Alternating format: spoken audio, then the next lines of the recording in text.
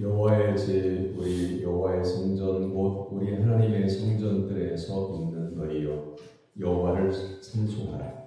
여호와는 선하시며 그의 이름이 아름다우니 그의 이름을 찬양하라. 여호와께서 자기를 위하여 야곱 곧 이스라엘을 자기의 특별한 소유로 택하셨음이로다. 하나님은 영이시니 예배하는 자가 영과 진리로 예배할지니라. 아멘.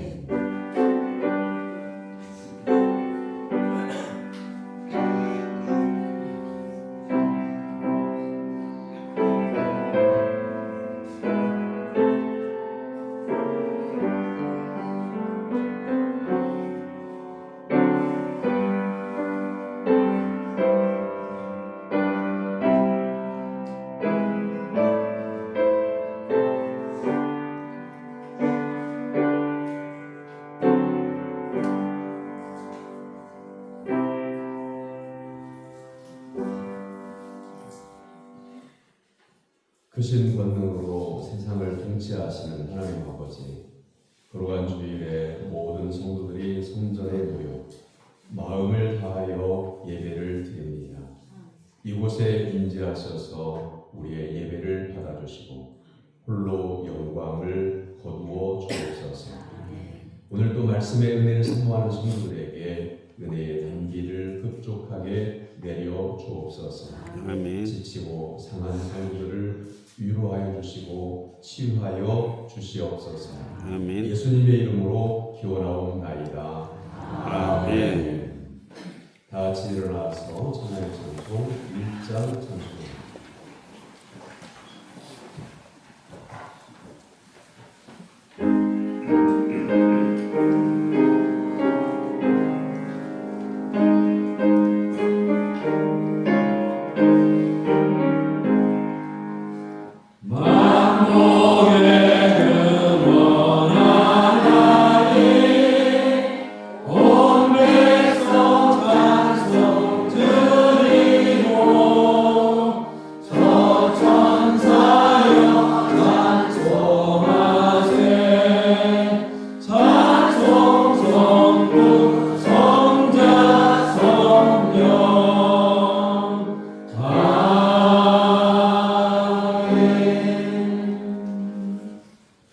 주보에 준비되어져 있는 고백기도 다 같이 기도하겠습니다. 회개하는 죄인을 사랑하시는 하나님 아버지, 나는 한동안 하나님의 은혜와 사랑으로 살았습니다. 죄가 더한 것에 은혜가 더욱 넘쳤다는 말씀처럼 저희들이 죄인 것을 깨닫는 데에 높았지만 은혜를 깨닫는 쉬운 것이 있었음을 돌아봅니다. 성령을 소멸하지 않도록 도와주옵소서. 믿음으로 회개한 서원을 지키도록 도와주옵소서. 하나님의 말씀을 의지하여 신앙한 한 주간입니다. 우리 모두가 주님 안에서 하나가 되어 천국을 향해 함께 갈 수 있도록 도와주옵소서. 복음으로 생활하도록 도와주옵소서. 예수님의 이름으로 고백의 기도를 드립니다. 아멘. 이제는 여러분 각자가 지난 한 주간 동안 하나님 앞에서 사람 앞에서 죄를 짓거나 허물이 있거나 실수 있거나 잘못된 일들을 여러분의 믿음으로 고백하는 시간입니다.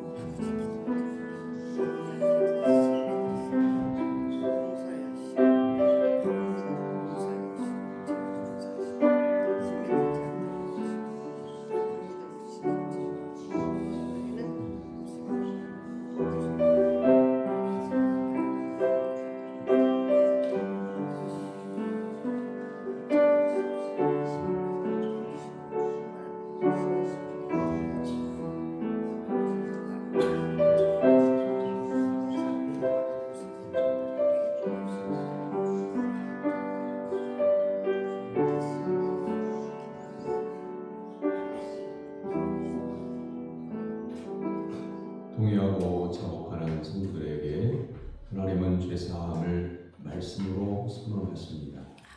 동이 서에서 먼 것 같이 우리의 죄가를 우리에게서 멀리 옮기셨으며 아버지가 자식을 긍휼히 여긴 같이 여호와께서는 자기를 경외하는 자를 긍휼히 여기시나니 이는 그가 우리의 체질을 아시며 우리가 단지 먼지뿐임을 기억하심이로다. 아멘. 성시교독은 13번 시편 23편의 말씀.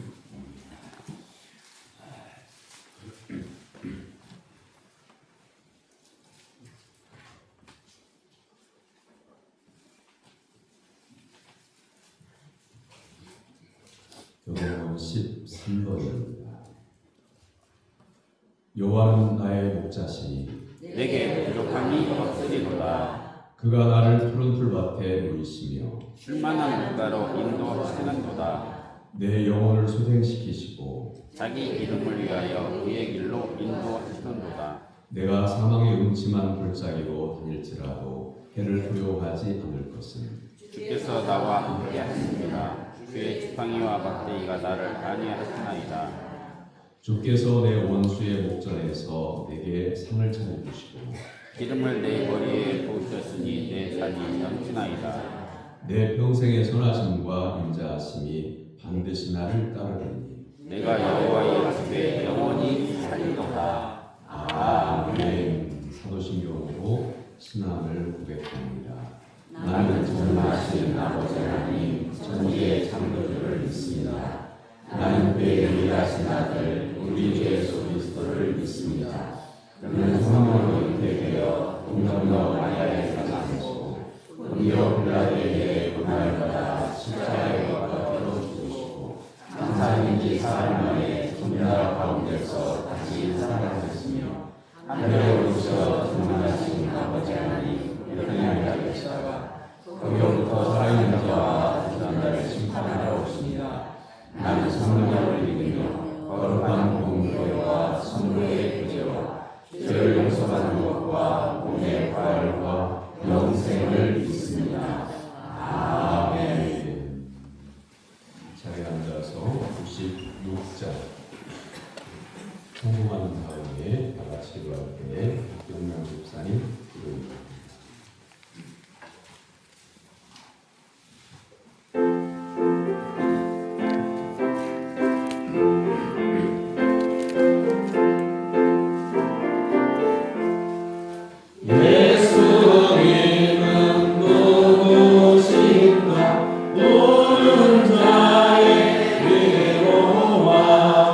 없는 자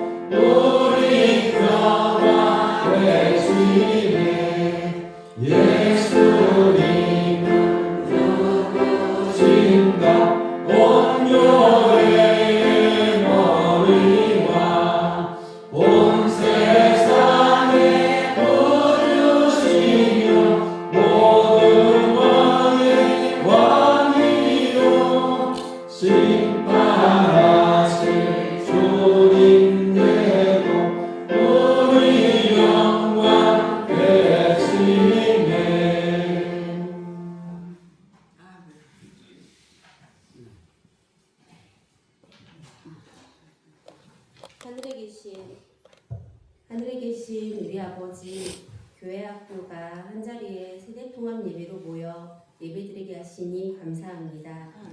저희를 사랑하시어 자녀로 삼아주신 주님께 감사드립니다. 주님, 주님의 교육 명령을 순종하며 섬기는 교회 학교가 되게 하옵소서.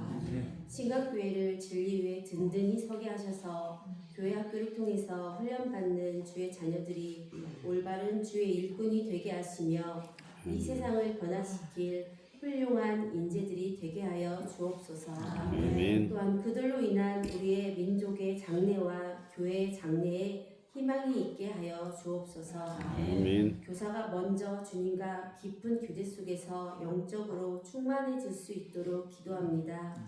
교사들의 신앙이 흔들리지 않고 매일 새롭게 채워지도록 간구합니다. 아멘. 하나님의 말씀을 아이들의 눈높이에 맞게 전할 수 있는 지혜를 구하오니 교사들이 피곤하거나 지칠 때에도 하나님의 은혜로 다시 일어설 수 있도록 하여 주시옵소서. 아멘. 교회 안에 모든 어른들이 예수님의 마음과 같은 사랑을 부어줄 수 있도록 모든 아이들을 주님의 귀한 자녀로 바라보며 차별 없이 대하게 하옵소서.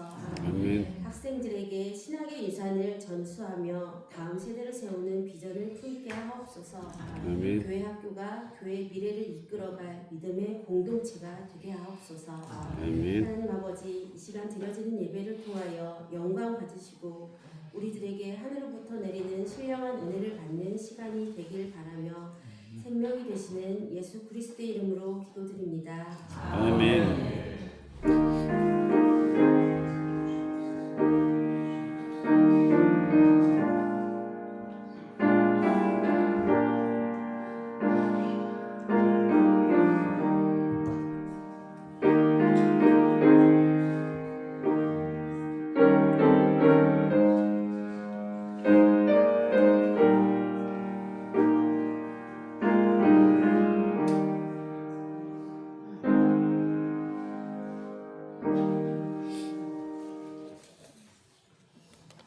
믿음으로 성도들이 하나님께 드리는 예물을 공헌합니다.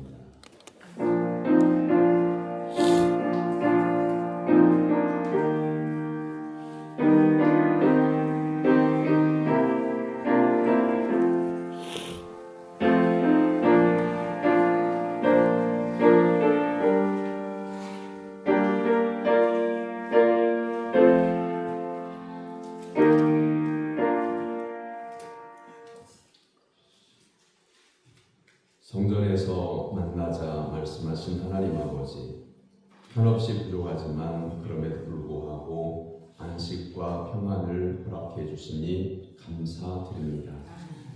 저희들에게 베풀어 주신 하나님의 모든 은혜를 감사하며 오늘도 하나님 앞에 나올 때에 믿음으로 예물을 구별하여 드립니다.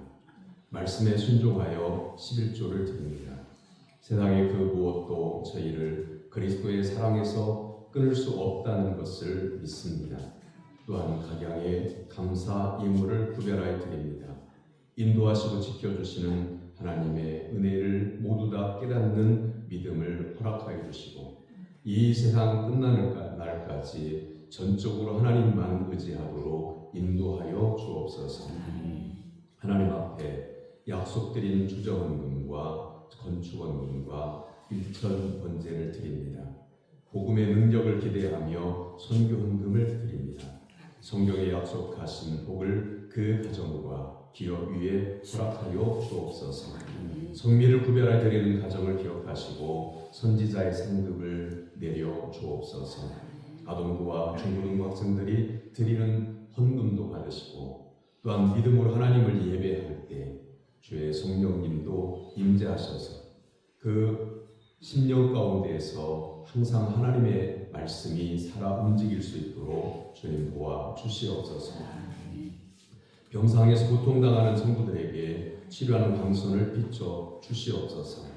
성령님의 치료하심을 허락하여 주시옵소서. 자신의 발로 성전에 나와 하나님을 예배하는 기쁨을 누리게 하여 주시옵소서. 안내요원으로 교사와 찬양대로 차량 운행으로 수고하는 성도들에게 그에 합당한 복을 내려 주시옵소서. 예수님의 이름으로 기도하옵나이다. 아멘.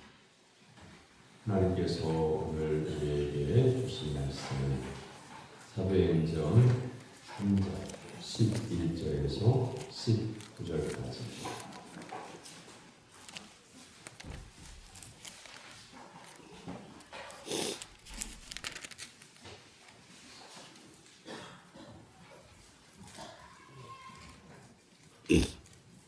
사도행전 3장 11절에서 19절까지.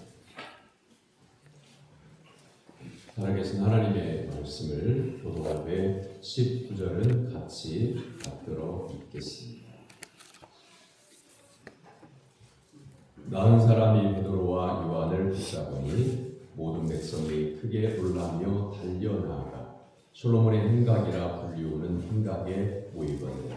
베드로가 이것을 보고 백성에게 말하되 이스라엘 사람들아 이 일을 왜 놀랍게 여기느냐 우리 개인의 권능과 경건으로 이 사람을 걷게 한 것처럼 왜 우리를 주목하느냐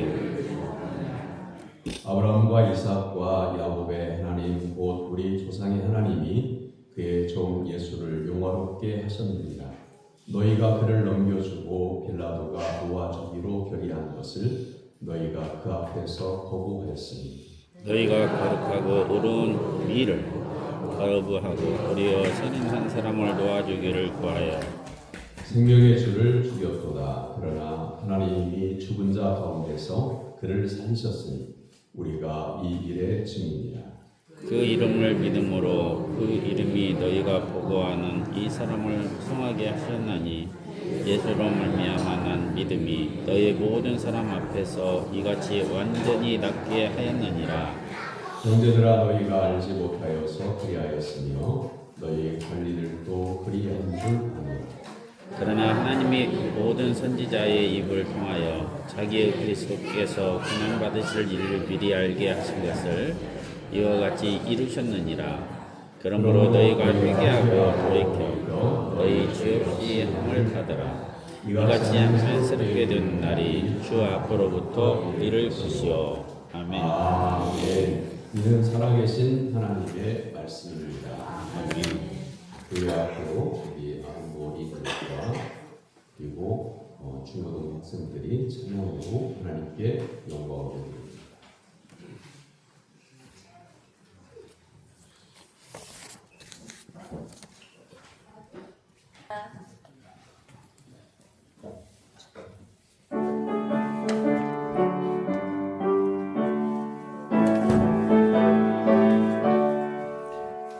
주의 발자취를 따름이 어찌 즐거운 일 아닌가 나만 알고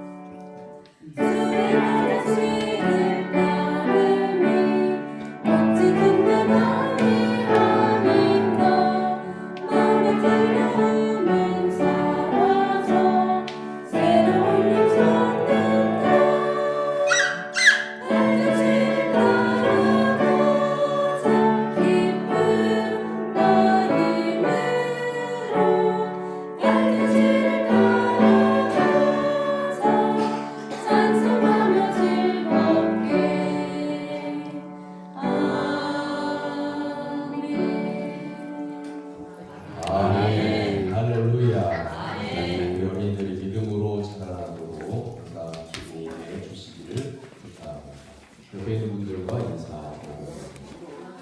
주 안에서 건강하기를 바랍니다.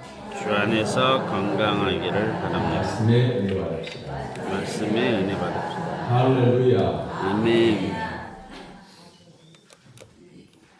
저의 목요일 한일장신대를 가끔 가게 됩니다.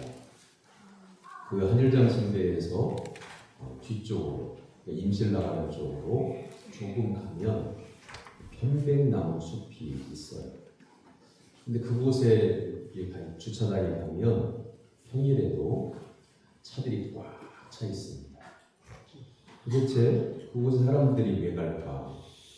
시간상 저는 그 안쪽까지는 가지 못하고 밑에까지 갔다가 이렇게 두어 번 온 적이 있는데 거기 편백나무 숲을 갔다 온 사람들에게 왜 그렇게 사람들이 많이 가냐고 물어봤습니다. 그랬더니 삶이 지치고 피곤하고 스트레스를 받을 때에 편백나무 숲을 걸으면 그 편백나무 숲의 향기, 피톤치드라고 하는데 그것이 몸과 마음을 치유해준다. 한번 가봐라. 이렇게 말씀을 하셔요. 오늘 말씀의 제목이 완전한 힐링인데 힐링이라는 말은 치유 또는 치료라는 뜻입니다. 16절의 말씀에서 이같이 완전히 낫게 하였느니라. 이 말씀이 바로 힐링이라고 하는 단어가 쓰였기 때문에 완전한 치유 이렇게도 되는데 본문에 나오는 원어 영어의 성경에서 힐링을 붙여서 완전한 힐링이다 제목을 잡았습니다. 신앙적으로 인격적으로 또한 육체적으로 온전해진다는 뜻입니다. 손상을 입었던 마음이 그리고 질병으로 손상을 입은 육체가 예수 그리스도를 만남으로 온전하게 된다. 이걸 말씀하고 있는 겁니다. 우리가 태어날 때 모든 어린이들이 물론 장애를 가지고 선천적으로 장애를 가지고 태어나는 아이들도 있습니다만 대부분 건강한 몸을 가지고 그리고 뭔가가 더럽혀지지 않은 마음으로 태어납니다. 그러나 성장하는 과정 가운데에 어린이 시절에도 유아 시절에도 잘못된 부모님으로부터 학대를 당하거나 아니면 잘못된 친구들을 통해서 상처를 입거나 이래서 정신적으로 병에 들기도 하고 마음의 병이죠. 그 다음에 사고를 통해서 육체적인 장애를 입기도 하죠. 그러면 그렇게 살아야 되느냐? 육체의 장애를 입은 채로 그렇게 살아야 되느냐? 정신적으로 상처를 입은 대로 살아야 되느냐? 그렇지 않고 오늘 본문은 예수 그리스도를 만난 사람이 치유된 이야기를 하고 있습니다. 힐트너라고 하는 학자는 힐링에 이어서 교회 두 가지 기능을 얘기했는데 첫째는 지탱하는 것, 그게 교회가 해줘야 하는 일이라는 겁니다. 정신적으로 방황하는 사람들, 육체의 질병으로 인해서 인생에 소망이 없는 사람들의 삶도 소중하니까 지탱할 수 있도록 해줘야 된다는 거죠. 여러분들도 다 아는 이야기지만 우리나라가 OECD 선진국 반열에 들어있는 기구에 속해 있는 나라들 중에서 자살률 1위가 우리나라. 지금 제가 이 말을 하는 순간에도 누군가는 인생의 아픔 때문에 깊은 산속에서 혼자 이 세상을 마쳐야 될까 말까를 고민하며 눈물을 흘리는 사람도 이 시간에 있을 거예요. 이 십자가가 그냥 밤에 십자가에 네온이 들어와서 빨간 빛을 등불이 들어오는 전기가 들어오는 표시가 아니라 누군가는 인생을 마감하려고 송광사의 깊은 산 쪽으로 가려고 이 길을 가다가 이렇게 언뜻 바라본 십자가를 보고 그래 십자가가 있는 교회에 가서 하나님께 기도해보고 난 다음에 결정해야 됩니다. 그리고 교회 와서 하나님의 만져주심을 받고 위로가 되고 소망이 되어서 인생을 다시 살아가기 위한 지탱이죠. 그 다음에 두 번째는 결단하도록 도와주는 인도가 교회에 있어야 된다. 인생의 낙심함, 그리고 인생의 어려움을 가지고 있고 사람들로 인하여서 힘든 사람들이 그 상태에서 자기의 감정대로 살게 되면 어떤 일이 일어날까요? 내가 속상했어. 속상한 채로 살아요. 마음의 상처를 입은 상태로 살아요. 그럼 그 사람이 그냥 맨 처음에 교회에 기는 첫 번째 지탱이 되는 게 아니죠.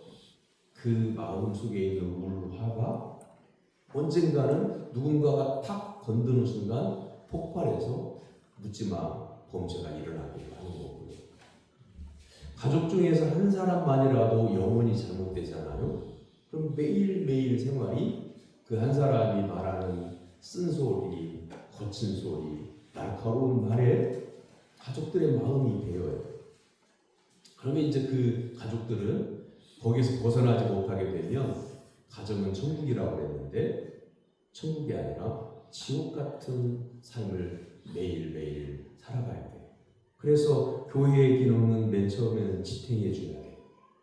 포기하지 않도록. 두 번째는 결단할 수 있도록 인도해 줘야 돼. 새로운 삶을 향해서, 회복의 삶을 향해서 인도해 줘야 된다라고 하는 거죠. 자, 하나님께서 오늘 고난과 역경과 상처를 입은 영혼들에게 우리에게 말씀하시는 첫 번째는 하나님의 치유를 온전히 받으라고 하는 거죠. 12절의 말씀을 한번 보세요. 베드로와 요한을 통해서 하나님의 치유를 입은 이 안진뱅이가 걷게 되는 일을 바라보는 사람들에게 베드로가 전한 말씀이에요. 베드로가 이것을 보고 백성에게 말하되 이스라엘 사람들아 이 일을 왜 놀랍게 여기느냐. 우리 개인의 본능과 경건으로 이 사람을 걷게 한 것처럼 왜 우리를 주목하느냐. 완전한 치유, 완전한 힐링은 예수 그리스도에게서 나온다고 하는 것을 말씀하고 있는 거예요. 베드로가 이 안진뱅이를 일으켰잖아. 얼마든지 우쭐거릴 수도 있겠고 사람들 앞에 내가 몇 사람을 고쳤다 라고 이렇게 말하고 싶은 인간적인 자랑도 있을 수 있습니다. 그런데 사람들이 베드로와 요한을 놀라운 사람으로 바라보니까 병든 자를 고친 것은 능력 있는 사람으로 바라보고 왜 우리를 바라보냐. 우리를 온전하게 하시는 분은 예수님이심을 소개하고 있는 거죠. 여러분의 생활 가운데서 우리 한국교회가 특히 그런 이단들이 심한데요. 지금도 그렇고요. 자기에게 오면 영혼의 질병, 육체의 질병을 자기가 다 낫게 해줍니다. 사람에게는 능력이 없어요. 베드로와 요한이 말하잖아요. 왜 우리를 바라보냐. 이를 치료한 분이 하나님이시지 우리의 경건과 능력으로는 치유할 수가 없다. 이렇게 자신의 그 위치를 그대로 드러내자. 이걸 뭐라고 말하냐면 자기를 아는 것이라고 말해요. 그리고 겸손이라고 말하는 거예요. 사랑하는 성도 여러분, 우리가 어떤 능력이 우리에게 임했다고 하면 그건 내게 있는 어떤 능력 때문에 임한 게 아니라 하나님께서 나에게 은혜를 베풀어 주신 겁니다. 그리고 저도 지나온 삶 가운데에 하나님의 은혜로 기도할 때, 말씀을 증거할 때에 육체의 질병, 영혼의 질병이 떠나가고 치유되고 죽을 병의 진단을 받은 성도가 그 병에서 깨끗하게 치유되는 그런 현장을 보기도 했어요. 근데 까마득히 다 잊어버렸어요. 언제 누구에게 몇 날 며칠 몇 시에 몇 사람 까마득히 잊었습니다.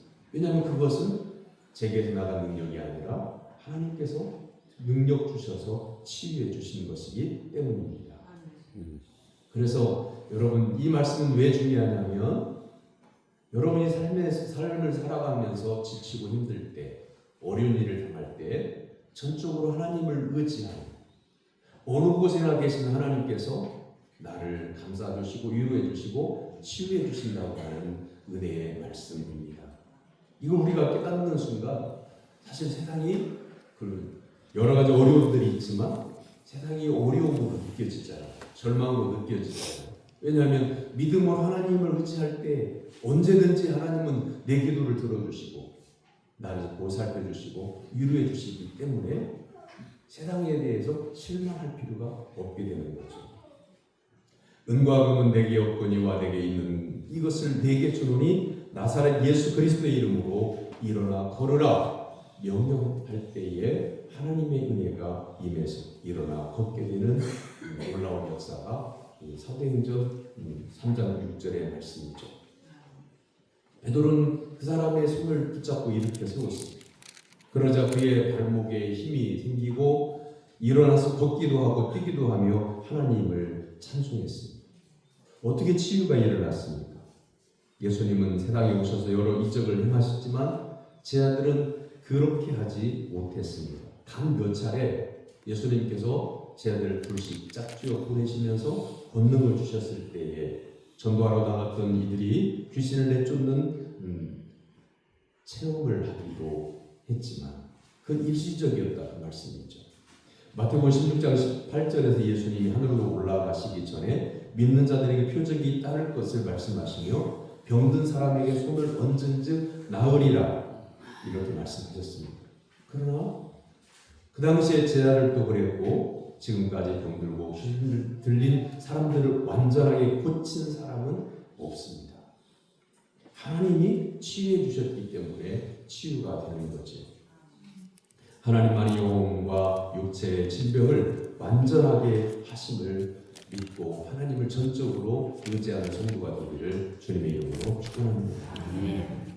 그리고 난 다음에 치유가 왜 필요하느냐? 회복이 왜 필요하느냐?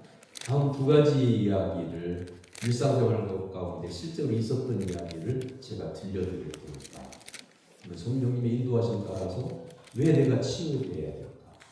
그것을 한번 깨닫기를 바랍니다. 아들 집에 이렇게 표현하면 안 되는데 아들 집에 얹혀 사는 늙으신 어머니가 있었습니다. 어머니가 하루는 아들에게 조심스럽게 바쁜 아들에게 조심스럽게 이렇게 말합니다. 아범아 요즘 바쁘지? 고향에서 우리와 친하게 지냈던 아주머니가 많이 편찮으셔서 병원에 입원해 계시답니다. 이번 주말에 시간 내서 나를 좀 태워다 줬으면 좋겠다. 아들이 그러자고 그랬어요. 그래서 금요일날 일이 끝나고 토요일날 어머니는 그날을 기다렸다가 아들이 어머니 가요 그 말을 기다렸는데 아들이 가자는 말을 안 해요. 아침부터 준비를 했는데 그래서 다시 한번 확인을 했더니 아들이 나가면서 하는 말 어머니 골프 약속이 있어서 다음에 시간 나면 모시고 갈게요. 그리고 나서 한 주간이 또 지났어요. 아침 식사를 차려드렸는데 어머니가 식사를 안 하고 말없이 집을 나섭니다. 말을 안 해요. 그냥 현관문을 열고 나가시려고. 며느리가 왜 식사하고 안 하시고 어디 가시냐고 이렇게 며느리가 여쭈니까 어머니가 말씀하시는 게 뭐냐면 밥은 장례식장 가서 먹으려다. 그 아주머니가 돌아가셨단다. 이들은 바쁘니까 나 혼자 다녀오마. 이렇게 어머니가 가신 이야기예요. 우리의 생활 가운데 얼마든지 일어날 수 있는 일이죠. 그 다음 두 번째 이야기는 이야기예요. 나이가 40이 넘은 노총각이 결혼식을 올리는 날. 어렸을 적부터 40년 동안 둘도 없는 친구가 결혼식이 끝날 때까지 축하하러 오지 않는 거예요. 사진을 찍는데 계속 사람들 틈에서 친구가 왔는지를 살펴요. 사진을 찍고 나니까 친구의 아내가 그 친구의 아내가 헐레벌떡 땀을 흘리며 뛰어오면서 사과 한 봉지하고 편지를 전해요. 편지는 이렇게 쓰여져 있어요. 결혼하는 친구가 1,000원 그리고 그 사과와 편지를 보낸 친구가 형주라고 해요. 철원아, 나 형주야. 내 아내의 눈동자에 내 모습도 담아 보내오. 하루 벌어 하루 먹고 사는 리어커 사과 장사이기에 이 좋은 날 너와 함께 할 수 없음을 용서해다오. 어제 아침부터 자정까지 사과를 팔았다. 번 돈이 13,000원이다. 아즈랑이 모락모락 피어오르던 날 우리 흙 속을 야무지게 뚫고 나온 새싹을 바라보고 희망을 노래했었지. 나에게 너와의 행복한 추억이 있다는 게 정말 고맙고 감사하다. 너의 결혼식에 참석하지 못하는 미안함에 눈물을 불성이며 이 편지를 쓰고 있지만 가정을 이루는 내 모습을 상상하니 기쁘다. 아내의 손에 사과 한 봉지 들려보낸다. 신혼여행 가서 먹어라. 나는 항상 너와 함께 있다. 그리고요, 편지와 함께 13,000원, 10,000원짜리 한 장, 1,000원짜리 3장. 어제 벌은 수익의 전부를 축하금으로 보내는 것. 그런데 이렇게 한 친구는 뇌성마비에 몸이 비뚤어져 있는 거죠. 직장에 취직할 수 없으니까 리어커를 끌고 사과 장사를. 불편한 이 몸을 이끌고 사과를 판 돈 13,000원. 그걸 전액을 축하금으로 보낸 겁니다. 그러니 그것을 받아든 친구가 눈물을 흘리면서 사과봉지에서 사과를 함께 꺼내 결혼식장에 아직 사진 찍기가 마무리가 안 됐어요. 그러면서 그 친구 아내에게 이렇게 얘기해요. 형주 이놈 왜 사과를 보냈대요? 이것 보내면 장사를 어떻게 하려고. 그러면서 씻지도 않은 사과를 무적하고 한입 베어물면서 사람들은 그 상황을 보고 있고 모두 다 눈물을 흘리며 축복해 줍니다. 이게 연탄길이라고 하는 책에 나온 이야기인데 신화를 바탕으로 쓴 글이에요. 두 가지 이야기를 들려드렸어요. 앞에는 어머니가 돌아가시기 직전에 그렇게 친하게 지냈던 아주머니에게 한번 가자 했을 때 아들이 골프 친다고 바쁘다고 모시고 가지 않았던 그 가족의 이야기하고, 장애를 가지고 있지만 그 친구의 결혼식에 사과를 보내고 장사한 돈의 이익금을 다 축하금으로 보내고, 지금 일반적으로 5만 원 축하금 하면 예식장에 밥값도 안 된다고 하는 시대인데 작은 돈이죠. 그런데 이 철환이라고 하는 친구가 결혼하면서 친구가 보낸 사과 한 봉지하고 13,000원이 적다고 그러겠어요? 마음으로부터 진심으로 감사해요. 그리고 그런 친구가 있다고 하는 것에 행복감을 느끼며 그 사과를 한 입 베어보는 거잖아요. 사람들은 세상에서 건강하게 살고 행복하게 사는 길이, 치유되는 길이 돈 많이 벌고 출세하고 유명해지고 사람들이 이렇게 우러러보고 그렇게 성공하면 행복할 거라고 말하잖아요. 여러분 돈 많은 집에 살면서 매 주말마다 시간 날 때마다 골프를 즐길 수 있을 만큼 여유가 있는 그 집안이 행복할까요? 가난하지만 사과 장사를 해서 13,000원 축하금을 주고받는 그런 친구가 행복할까요? 사랑하는 성도들, 여러분은 예수님을 정말 만났습니까? 세상의 관계, 세상 사람들과의 관계에서 세상사에 일어난 일들 속에서 우리는 항상 기분 좋은 것이 아니라 어려움을 당하기도 해요. 가끔 장애인단체에 가서 이야기는 그 누구에게도 안 하고 싶어요. 왜냐하면 하나님 나라에서 상급이 없어지니까. 근데 그냥 조금 부분만 장애인단체에서 몇 사람을 담당을 해서 봉사할 때가 있어요. 그럼 도와주니까 굉장히 좋아하죠. 그리고 몇 번 만나다 보면 이제 알아봐주고 인사도 하고 저를 만나는 것을 좋아하기도 해요. 그런데 장애를 가지고 있는 사람, 육체의 장애를 가지고 있는 사람들 대부분이 누군가 돌봐주는 사람이 없고 치유해주는 사람이 없고 말씀을 전해주는 사람이 없으니까 그 영혼이 상처 입은 그대로 있어요. 그래서요, 이렇게 돌봐주는 저를 향해서 다른 사람들과 싸우다가 되어진 일인데 분별을 못하니까 도와주는 사람을 향해서 신발을 벗어 던지고요, 주먹으로 막 때리고요. 그럼 어떤 느낌이 들겠어요? 내가 이 친구를 위해서 시간을 내주고 돌봐주고 땀을 흘리고 수고를 하는데 내가 이 아이한테 주먹질을 당해야 됩니다. 심지어는 입으로 욕도 해요. 청소년들이 하는 욕들을 욕해요.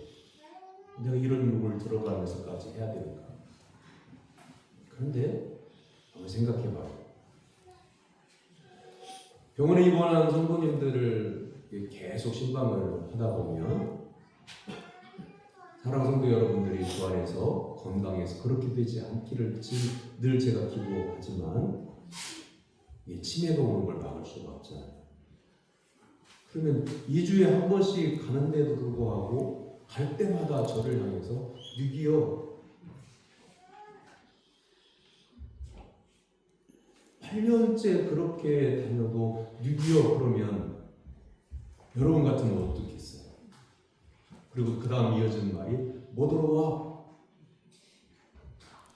그럼 여러분 2주에 한 번씩 그 말을 듣는다고 한번 생각해 보세요. 과거에는 정말 열심히 교회를 다니고 예수님을 잘 믿는다고 했던 그런 분들이에요. 그런 분들이 여러분을 향해서 "누구요? 뭐 하러 와? 이까짓 거 뭐라고 하죠?" 이렇게 말을 2주에 한 번씩 듣는다고 생각해봐요. 그럼 여러분 어떤 마음이실까요? 우리 안에 예수 그리스도가 계시다고 하면 우리는 우리 자신을 지켜야 돼요. 장애인 아이가 저를 향해 신발을 벗어 던지고 욕을 하고 주먹질을 하고 그건 그 아이의 영혼에 상처가 있기 때문에 그런 거고, 저는 그 아이를 돌보겠다고 나선 것이니 저는 제 마음을 지키는 게 중요한 거예요. 여러분도 마찬가지예요. 여러분 가정에서 얼마든지 부부싸움 할 수도 있고 자녀들하고 불편해질 수도 있고 자녀가 여러분을 향해서 친구들 따라서 배운 욕을 엄마한테 할 수도 있고 아빠한테도 할 수 있는 거예요. 그러면 이 자식이 어디다 대고 부모한테 욕을 하는 놈이 어딨어 그러면서 여러분 주먹을 들 수도 있고 뺨을 후려 갈길 마음도 들 수도 있고 순간적으로 화가 날 수도 있잖아요. 그런데 그때 여러분 생각해야 되는 게 뭐냐면 나는 엄마다. 나는 아빠다. 아빠의 역할이 뭐예요? 이 험악한 세상에서 다가오는 수많은 공격과 위험으로부터 내 아들, 딸들을 지켜주는 것이 아빠잖아요. 엄마가 누구예요? 이 아들이 엄마한테 효도하지 않아도 엄마는 그 딸과 아들의 영혼을 위해서 기도하고 그리고 인생의 안내자가 좋은 안내자가 되어줘야 되는데 똑같이 아들이 투정한다고 딸이 엄마를 향해서 안 좋은 말을 한다고 해서 똑같이 성질을 나가지고 똑같이 화를 내고 똑같이 욕을 하고 똑같이 화를 내서 매질을 하고 그러면 장애를 가지고 있거나 마음의 상처를 가지고 있어서 예수님을 만나지 못해서 이렇게 행하는 사람 그 자녀로 인해서 그렇게 화를 내고 있는 그 성도도 똑같은 거예요. 예수님 만난 성도는 자녀를 사랑으로 봐요. 예수님을 만난 성도는 세상에서 상처를 주는 사람을 향해서도 나 자신 예수님을 믿는 사람으로서의 믿음을 지키는 거예요. 이건 되어지는 게 아니고요. 성령 안에서 은혜로 하나님께서 함께 하실 때 일어나는 현상이에요. 여러분 노력한다고 해서 신앙생활을 잘하는 게 아니에요. 노력한다고 해서 기도생활을 잘하는 게 아니에요. 노력한다고 해서 인격적으로 사람이 고매한 인격을 갖게 되는 게 아니에요. 노력해서 예수님을 믿음으로 말미암아 구원받는다고 하는 이 복음을 내가 노력해서 천국 갈 수 있는 게 아니에요. 천국 가는 것은 하나님께서 아들 예수 그리스도를 십자가에서 달려 피 흘려 죽게 하시고 그 피로 나의 죄를 씻어주셔서 하나님의 은혜로 예수 그리스도를 믿는 자가 하나님의 은혜로 천국에 가게 되는 거예요. 그러니까 여러분들도 치유받고 준비되어서 온전한 성도로서 살아갈 때 여러분 가족끼리의 그 여러 가지 문제들을 서로 풀어갈 수 있는 거고요. 또한 인생사에서 사람들과의 관계 속에서 일어나는 많은 일들 가운데 여러분들이 예수 그리스도 안에서 믿음을 지킬 때에 하나님은 여러분을 칭찬하시고 더욱더 큰 은혜를 베풀어 주셔서 이 험악한 세상을 이길 수 있도록 인도하시는 거예요. 하나님께서 16절의 말씀을 통해서 이렇게 말씀하셔요. 그 이름을 믿음으로 그 이름이 너희가 보고 아는 이 사람을 성하게 하였나니 예수로 말미암아 난 믿음이 너희 모든 사람 앞에서 이같이 완전히 낫게 하였느니라. 예수 그리스도를 믿는 믿음이 낫게 했다고 말씀하고 있는 겁니다. 예수님을 믿는 믿음 사랑 성도 여러분에게 오늘 충만하게 임하게 되기를 주님의 이름으로 축원합니다. 아멘. 세 번째는 하나님을 회개하고 죄사함을 받으면 새로운 치유의 날이 이르게 됨을 말씀합니다. 우리가 늘 원하는 게 뭐냐면 내가 지금 일상적인 생활 가운데 여러분 가정에서 완전한 만족 아마도 없을 거예요. 부모와 자녀 간에서 나는 우리 부모님이 정말 훌륭하시고 나는 우리 부모님의 사랑 덕분에 이만큼 자라왔고 이만큼 자리를 잡았기 때문에 나는 우리 부모님을 사랑한다. 우리 부모님으로 나는 만족한다. 이런 자녀들도 그렇게 흔치 않을 거예요. 부부지간에도 마찬가지예요. 몇십 년 전 어느 날 어떤 일을 계기로 아니면 중매로 아니면 처음 만났는데 마음에 들어서 이렇게 결혼하여 오늘에 이르는 동안에 하루에도 몇 번씩 몇십 년이 지난 지금도 내가 정말 그때에 이 남자를 남편으로 선택하는 게 잘합니까? 이 여성을 나의 아내로 맞이하는 것이 잘한 것일까? 그때 선택이 옳았던 걸까? 라고 하는 생각을 할 만큼 어려운 일들이 일어나요. 그래서 우리는 늘 새롭게 되기를 원하잖아요. 내 마음이 새로워지기를 원하고 새 기쁨을 보고 행복해지기를 원하고 그래서 나의 일상적인 생활이 항상 새로운 일로 좋은 일로 가득해지기를 원하잖아요. 그걸 우리는 행복론이라고 생각해요. 그런데 여러분들이 지금까지 살아오는 가운데 다 경험한 바이지만 그런 날들은 몇 날 되지 않아요. 어쩌면 인생의 30세 이전에는 좋은 일들이 많은 것 같아요. 생일날도 좋고 졸업하는 날도 좋고 합격해서 대학교에 가는 것도 좋고 다 모든 것들이 다 좋고 군대에서 제대하는 것도 좋고 결혼하는 것도 좋고 그게 한 30세 이전에는 좋은 날들이 더러 있는 것으로 우리가 느끼면서 생활을 해요. 그러나 결혼해서 자녀를 낳고 그러면서 부부지간에 처음 만나 사랑의 눈이 떠져서 사랑의 감정으로 서로를 좋아해서 생활하는 것이 몇 년 지나면 그 마음이 무뎌지기 시작합니다. 자녀들이 학교 가는 것을 좋아했더니 학교 가서 다른 학생들에게 왕따를 하고 학교에 가서 선생님을 만나보고 아이들에게 떡볶이 사주고 그러면서 내 아이하고 내 아들하고 내 딸하고 좀 친하게 좀 지내다오 이렇게 부탁을 했는데 받아 먹기만 하고 또 똑같고 그 문제가 해결되지 않으면 인생의 날이 남편이 직장에서 그 승진을 하고 그래도 딸아이의 이 왕따 문제가 해결되지 않으면 이 마음속에 응어리가 계속 커지는 거 아니겠어요? 새로운 날은 인생의 새로운 날은 우리가 노력해서 오는 것도 아니고 기대한다고 해서 새로운 날이 오는 것이 아닙니다. 그런데 19절에서 하나님은 이렇게 베드로 사도를 통해서 말씀하십니다. 그러므로 너희가 회개하고 돌이켜 너희 죄 없이 함을 받아라. 이같이 하면 새롭게 되는 날이 주 앞으로부터 이를 것이요. 인간의 고통이 시작되는 근원은 죄에 있어요.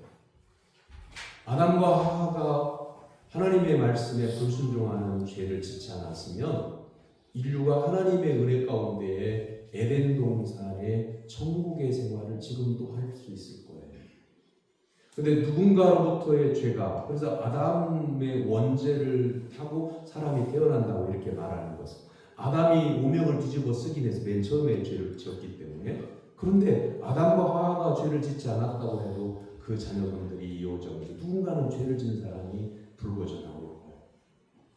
그 죄로 말미암아 사망이 사람에게 왔어요. 그래서 로마서 6장 13절은 죄의 삭은 사망이요 라고 이렇게 말씀하고 있는 겁니다. 그러니까 사랑하는 성도 여러분, 이걸 개별적으로 여러분 한 사람 한 사람에 적용을 해보면 여러분에게 엄청난 어둠의 이야기, 어둠의 사건, 여러분의 마음의 상처가 깊어지는 것들이 오는 원인 가운데 하나는 이 죄의 문제가 여기에 걸려 있어요.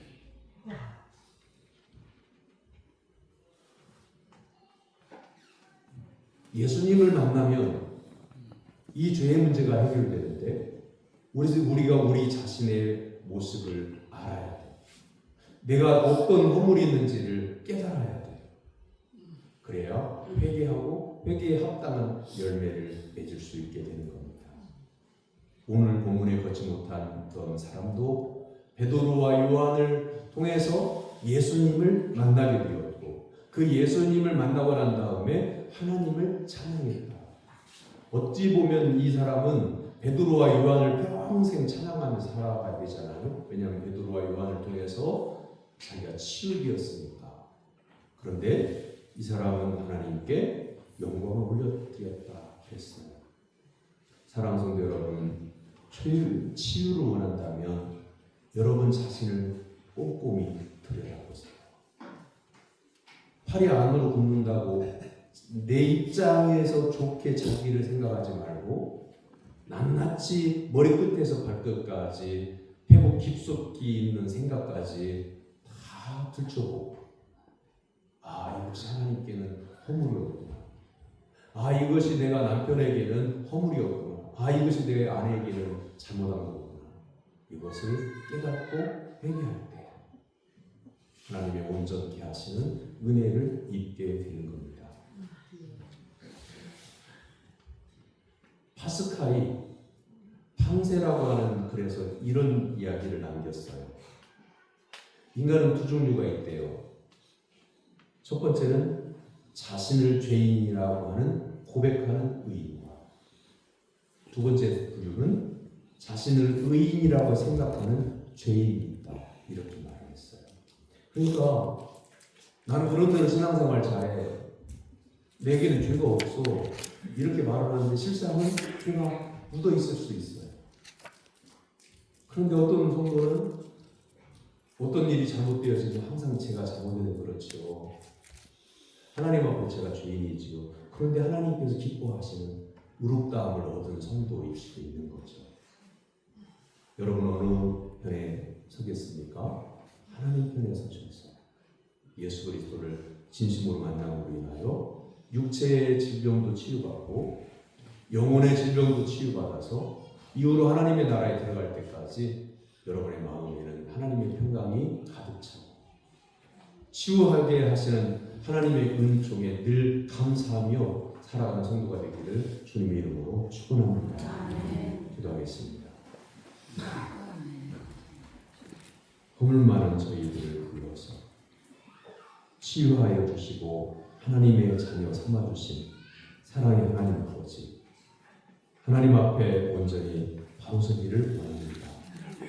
구원과 치유가 저희들에게 있는 어떤 능력이나 지혜나 힘으로 되지 않고 하나님의 은혜로만 회복되어지고 치유가 되어짐을 믿고 하나님을 전적으로 의지하기를 원하오니 연약함을 도와주시옵소서. 치유자이신 예수님의 이름으로 기도하옵나이다. 아멘.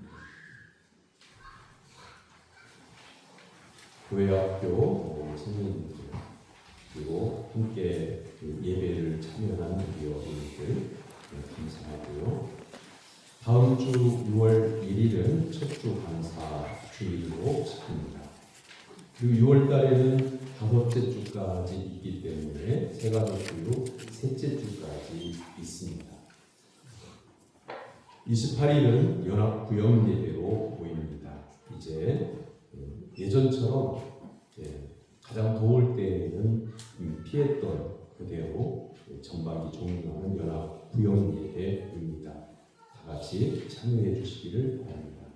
화요신방 초부에 나와 있는 대로 있습니다. 파크골프 대회 오늘 신청 마감입니다. 코로나 예방에 관한 그 광고를 먼저 선제적으로 제가 기록해 놨는데요. 지금 전 세계적으로 코로나가 재확산되고 있습니다.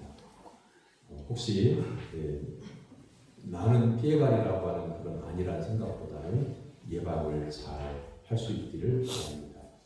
옆에 있는 분들 마주보고 인사하겠습니다. 예수님만 바라보고 삽시다.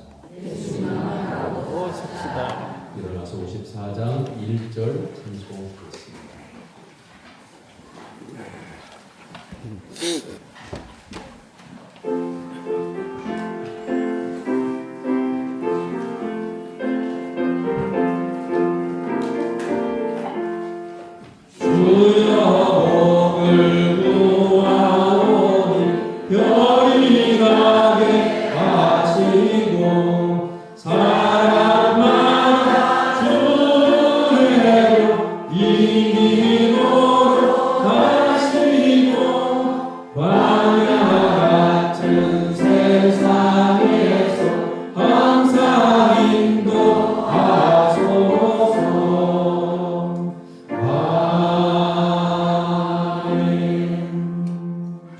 하나님의 사랑과 은혜로 구원받은 사랑하는 성도 여러분, 여러분의 삶의 현장에서 복음으로 살 것을 주님의 이름으로 위탁합니다.